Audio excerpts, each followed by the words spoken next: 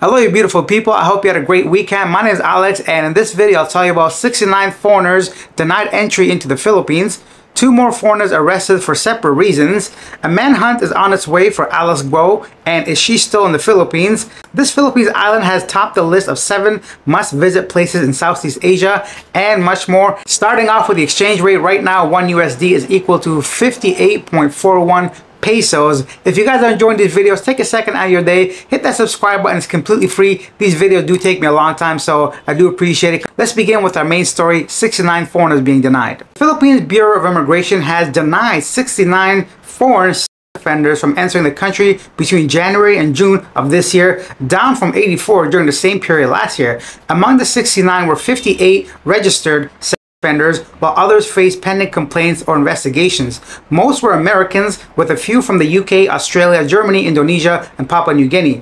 These individuals were blacklisted and banned from entry. This effort is part of the project #ShieldKids, which has coordinated government action against foreign predators and prioritizing cases involving child trafficking. The BI has also launched a helpline to report such cases. Of course, any nation wouldn't want these kind of people meddling with their children and kids and all that. Definitely not people underage coming into the country if they've been accused, not only accused, but convicted of doing these bad things. I'm not perfect, but these are some serious crimes, and I think it's every country's right and responsibility to prevent people like this from coming in and doing all kinds of stuff. Next up, in Tuba, Benguet, the Bureau of Immigration has arrested 2 foreign nationals, Wang Keping and Kwan Morin, in a joint operation with the Presidential Anti-Organized Crime Commission. The raid, initially targeting a Chinese woman sought in connection with another case, led to Morin's arrest as an undocumented and overstaying Cambodian national. Wang, who had a working visa, may face charges for harboring an illegal alien. Both individuals will be taken to Manila for booking.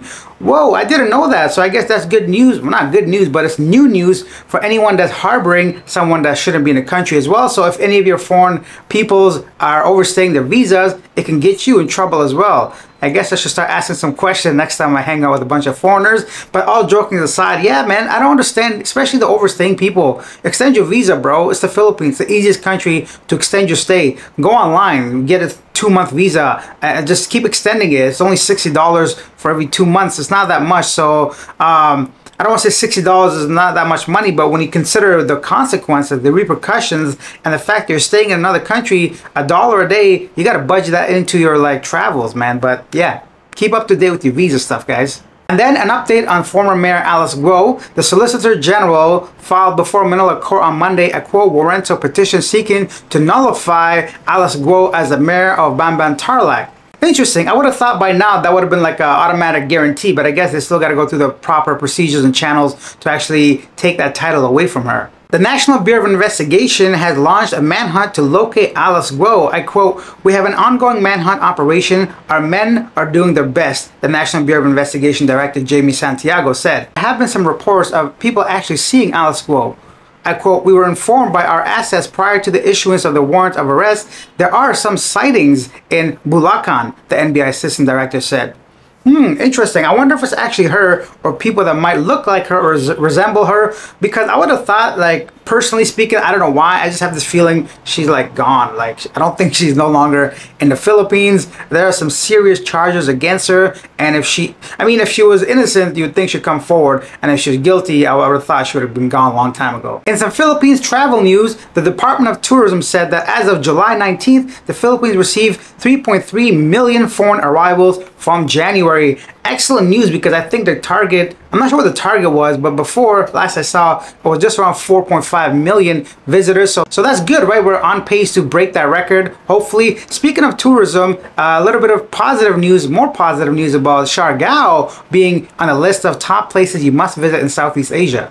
Siargao topped the list of the 7 best places to visit in Southeast Asia, according to an article in Lonely Planet, July issue. Tourism Secretary Christian Garcia Frasco on Monday thanked Lonely Planet for the recognition, as well as all visitors and locals who contributed to Siargao's status as exceptional destination. I quote, "This recognition reflects the indisputable beauty of Siargao, from the famous surfing spots to its pristine beaches and lively local culture," Frasco said. Siargao and Siargao del Norte is famous for top-notch surfing, including the Cloud9 break, which is recognized as one of the greatest waves in the world. It was also chosen as the best island in Asia in the annual Condé Nast Travel's Reader's Choice Award for the top islands to visit. The island displayed resilience when Typhoon Odette, international name Ray, ravaged in December 2021, but with the support of organizations and nature's healing process, it began to recover. Some excellent news, you know. It's always cool to see places in the Philippines being recognized. Last time something like this happened, I mean not last time, but the last I know was Dumaguete, I think about 10-15 years ago, was also named as the best retirement or destination, and you guys can see what happened with the whole booming like migration of retirees going to Dumaguete. So I wonder what this can do to a place like Siargao. Hopefully it can recover from Odette. I know when I spoke to some people, I haven't had a chance to go there yet, but I will for sure. But when I spoke to people, a lot of them said that Odette really damaged that place, so I'm happy to see it's coming back and reviving once again. Let's just do some quick headlines from Thailand. A wildlife rescuer is still in a coma after being bitten by a cobra. A man decapitates his wife after saying that she was possessed by ghosts. Chinese tourists accused of taking the life of a kitten using their luggage. Thailand anticipates a record 2.2 million Russian tourists in 2024. A British man rescued after falling off a cliff in northern Thailand. 2 other people were rescued from Chiang Mai jungles after being lost. Human skeleton remains found washed ashore in Phuket. A drug-dealing monk was arrested in Pattaya. And now time for a segment Yesterday Today, where I read some of the most popular comments on a previous video. A big thank you to Kirk, first of all, for the $5 super thanks. If you guys want to support the channel as well, there's like a little button with a heart and money sign inside of it for super thanks. If you guys want to show some appreciation, even more than just watching and subscribing, that'll mean a lot to me, of course. Livin B says, the ramen business, gee, some people look to find offense. I think the post was not offensive. Affected people should go there and eat and be warm and dry, not offended. Speaking of being offended, this reminds me of a story I forgot to cover, so maybe I could talk about it right now. A female cop was relieved from her post for this incident. The female police officer who was assigned to the Basilica Monroe del Santo Niño under the Tourist Police Unit of Cebu Police was relieved from her post for this. The relief happened after an incident involving her, 2 other security guards, and a member of the LGBTQ+ community.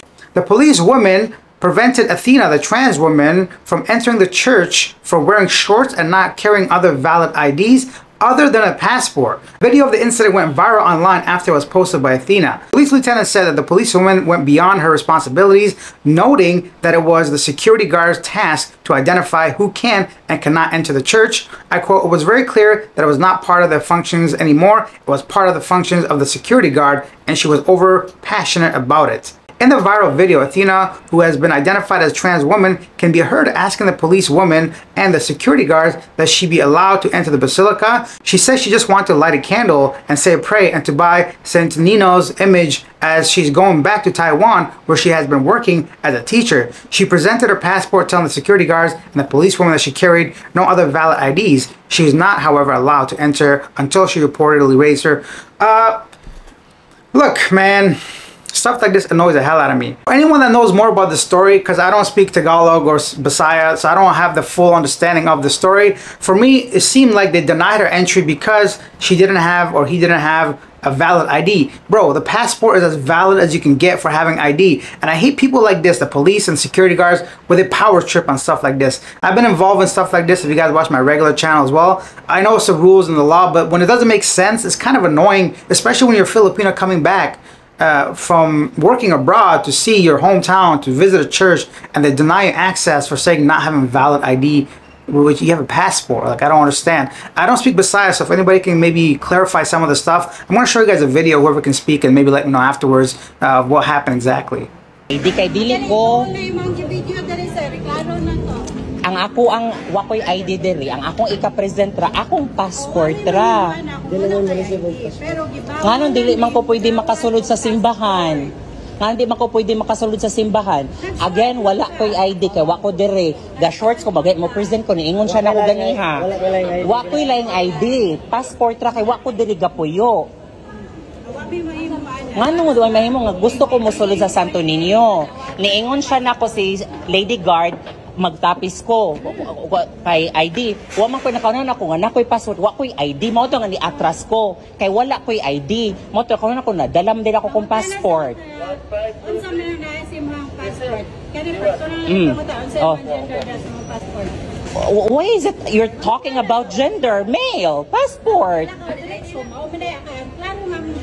O dara naman day na, so magbase day mo sa gender. Wala. Simple ra kay sanan. Si lady paminaw Mr. Security. Niingon siya nako, ha? Niingon siya nako. Oo, sir. Oh. Niingon siya nako, dili ko kasulod. Magtapis ko. Wa ko'y valid, dili ba masabtan? Wala ko'y valid, musulod ra ko. Wala ko'y ID, kay tungod, wa ko diri gapuyo. Pero ang ako ika-present nga valid, only my passport. Simple ra kayo na, niingon ka nako, ID, magtapis ko. O wala man ko'y ID, ni atras ko kay wa man ko'y ID. Nya karon ako nako'y passport. This is my only valid. Sulod na. Simple ra kay na. Kay nani day mo dili mo wapas sulod na ko simbahan ni. Simple ra kay na, wa ko'y valid ID. Ay, ma'am.